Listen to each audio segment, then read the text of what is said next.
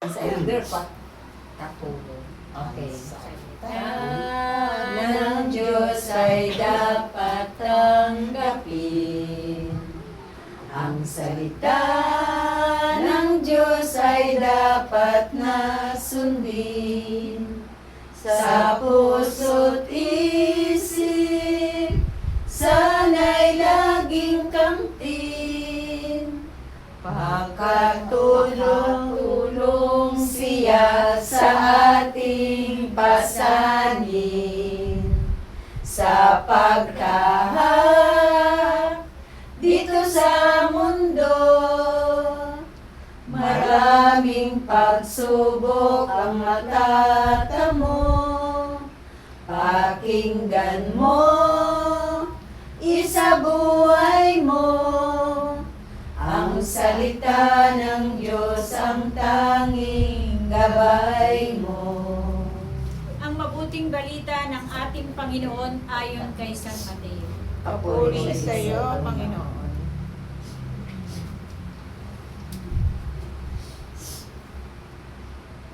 Ikatlong pagsasabi ni Jesus tungkol sa kanyang kamatayan. Nang nasa daan na si Jesus patungong Jerusalem, ibinukod niya ang 12. Sinabi niya sa kanila, "Aakyat tayo sa Jerusalem. Doon ay ipagkakanulo sa mga punong saserdote at sa mga eskriba ang anak ng tao. Hahatulan siya ng kamatayan at ibibigay sa mga hintil. Siya ay tutuyain, hahagupitin at ipapako sa krus, ngunit muli siyang bubuhayin sa 3 araw." Lumapit kay Jesus ang asawa ni Zebedeo kasama ang kanyang mga anak.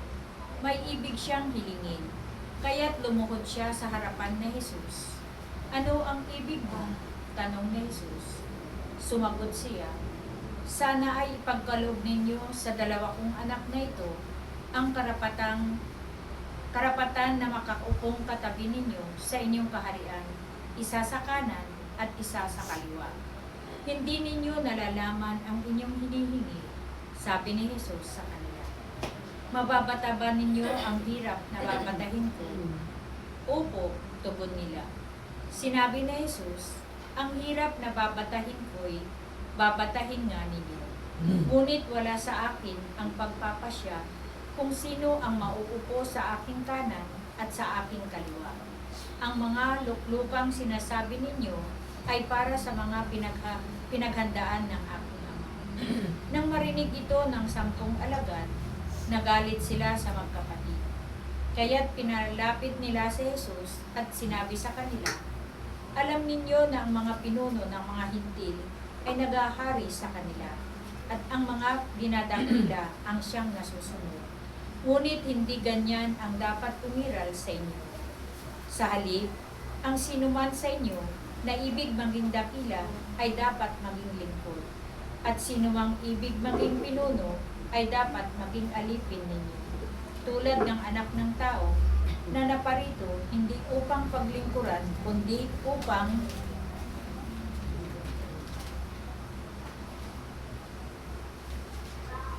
maglingkod at ialay ang kanyang buhay upang matubos ang marami."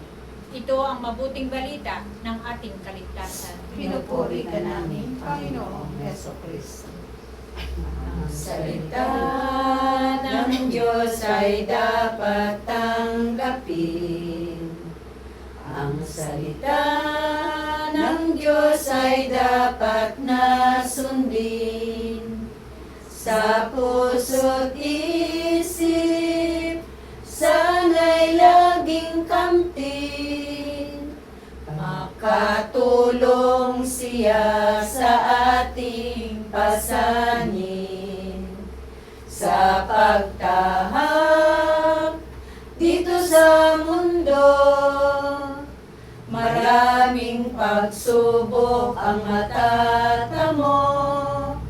Pakinggan mo, isabuhay mo, ang salita ng Diyos ang tanging gabay mo.